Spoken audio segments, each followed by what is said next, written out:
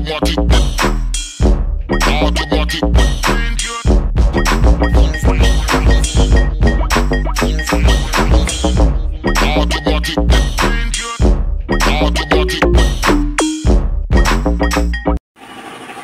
mga boss, magandang araw sa inyo. Siyempre, welcome ulit sa ating maliit na channel. Meron tayong ginagawa, isang Nissan Navara pickup at saka isang Montero. Okay, yung Nissan Navara natin mga bossing, nauubusan ng Freon or refrigerant, no? Konting-konti na lang ang load ng Freon. So, na-trace natin sa labas, wala tayong matitake mga bossing, kaya pinapa-pull out natin yung ating evaporator. Mga boss, isa sa mga pwedeng pagdudahan ang ating evaporator pagka yung halimbawang nakapagpakarga kayo ng Freon, tumatagal naman ng mga ilang linggo, ilang buwan. So, yung butas medyo maliit pa, no? Kaya tumatagal siya ng ganun. So, nakita namin sa labas, wala naman tayong problema ron. Kaya in-advise natin na i-pull out yung ating evaporator. Kaso mga bossing, ganun pa rin ang procedure ng ating mga modelo sa sasakyan. Tinatanggal pa rin yung dashboard, no? So, medyo maaga pa, mga 7:30 pa lang. Kumakain pa yung ating pinakain muna natin yung ating mga kasama, no? So, yan natanggal na natin yung isang panel ng ating radyo.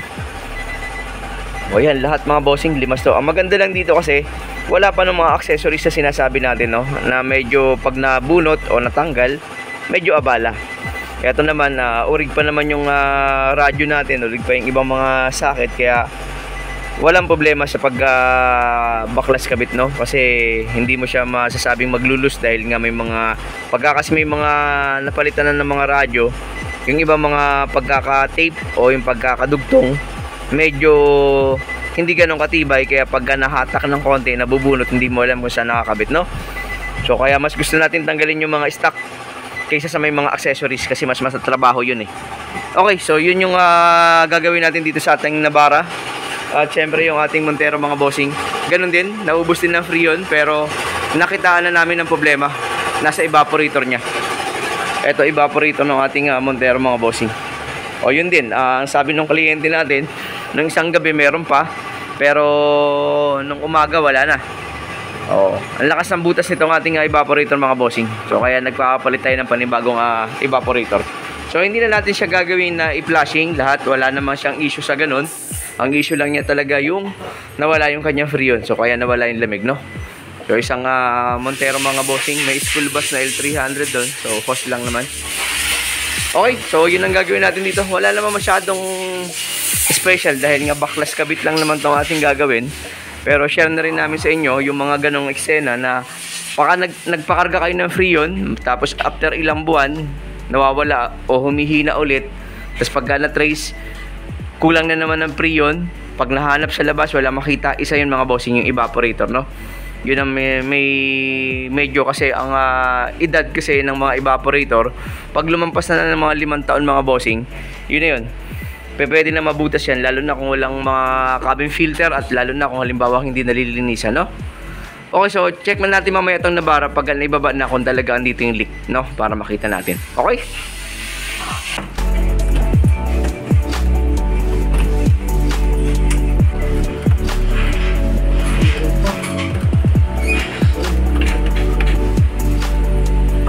Ayan, sige.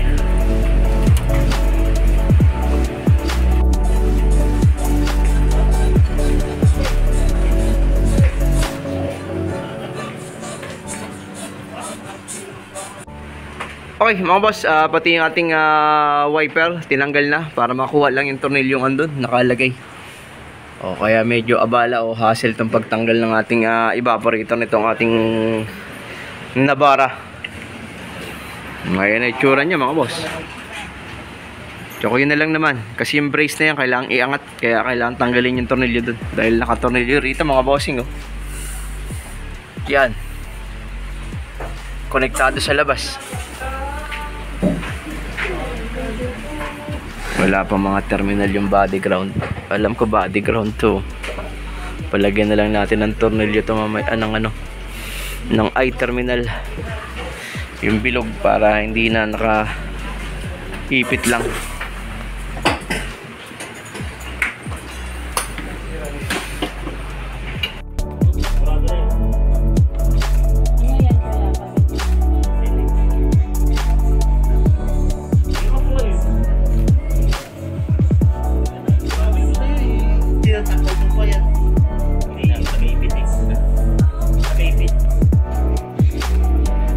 Okay mga bossing, ayun na, positive nga, may leak talaga yung evaporator ng ating Navara. Lakas oh. Okay, so papalitan natin yan. Lino ng tubig nyo, ba dyan? Okay mga boss, nandito na yung ating evaporator. So papalitan talaga natin siya. Hindi na natin yan pwedeng remedyoan. Napakahirap tanggalin ng evaporator, kaya palit na lang yan.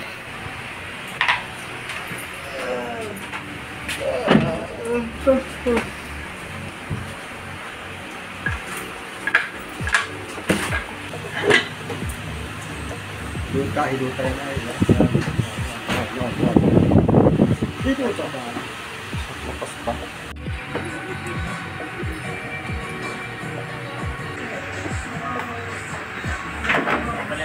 Merong ano dyan solar.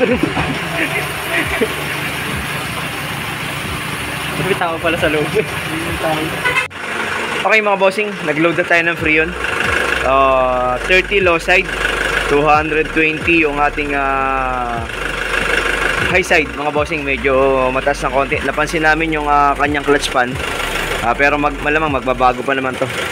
Medyo mahina konti, no? Kaya yung reading niya ng high side medyo tumaas konti, pero good pa naman yung 220. Okay, lamig. Testing tayo, lamig. Kung goods naman, malamig naman, syempre. Nag-automatic, mabilis mag-automatic. Okay, yun na yung lamig niya mga bossing. Nagpapag na rin yung aking cellphone. Okay, yun lang naman ang ginawa natin dito sa ating Navara. So butas ang evaporator mga bossing. Yun yung cause ng kanyang after pakarga ng Freon, after 3 months, 2 months, nawawala yung lamig, umihina yung lamig. So isa yun sa indikasyon na may butas yung ating evaporator mga bossing, no? Okay, Navara 2017, alam ko mga bossing, ito yun, no? So yun lang naman. Ano pa ba? Wala namang ibang ginalaw, kundi pinalitan lang yun. Valve, hindi rin tayo nagpalit. Flashing, hindi rin tayo nag-flashing, no? Pero advice natin yung ating clutch pan. So parang may nararamdaman kami na hindi ganun kalakas, pero may mga pagkakataon na bumabagal din naman yung mga bossing at tas babalik din sa kanyang dating lakas mga boss, no? So baka pag tumakbo na tong ating sasakyan. Okay, ayun lang mga bossing. Yun lang nakuha nating lamig dyan. So malamig naman talaga tong Nissan. Minsan nga lang ang nagiging trouble pag minsan mga bossing, nag-iiba ang lamig pagka iba na yung evaporator, iba na yung load ng Freon, o kaya pinipilit natin mga bossing na hanggat maaari makuha natin tamang load ng Freon natin, no? Okay, ayun lang. Maraming salamat ulit sa inyo mga bossing. Syempre, salamat sa inyong suporta. At yung ating FB page mga bossing, doon tayo nag-upload pag hindi tayo nakakapag-upload sa ating YouTube channel, no? So dalawin nyo rin yun, bisitahin nyo rin, dahil yun ang aming mas mabilis na uploadan, no? Napoposan natin lang ating mga ginagawa, no? Okay, salamat mga bossing. Ingat palagi. Syempre, God bless sa ating lahat. Thank you very much mga boss. Automatic.